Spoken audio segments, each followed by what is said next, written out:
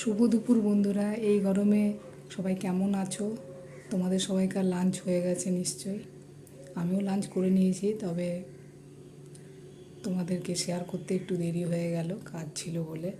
দেখো আজ আমার রান্নাঘরে কি আমি লাঞ্চ মেনুতে বানিয়েছি। ভাত, এই যে ডাল বানিয়েছি, মটরের ডাল বানিয়েছি, আর বানিয়েছি পুঁকা শাক ভাজা, একটু বাদাম, শুকনো লঙ্কা ফোড়ন, রসুন দিয়ে পুঁকা শাক ভাজা। আর বানিয়েছি নিম বেগুন। এই দেখো, এই গরমে তো নিম বেগুন না হলেই চলবে না, প্রায় দিনই আমার বাড়িতে সবাই খায়, ছেলেও খেতে ভালোবাসে। আর বানিয়েছি এঁচোড়। আজকে এঁচোড়টা এই গরম মশলা, আদা পেঁয়াজ দিয়েই বানিয়েছি।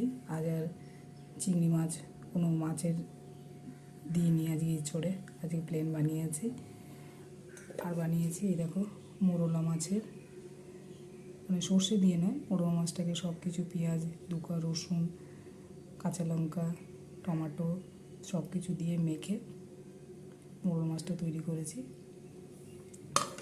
আজকের মেনু তোমাদের কেমন লাগলো আমাকে কমেন্ট করে জানিও। সবাই খুব ভালো থেকো এই গরমে।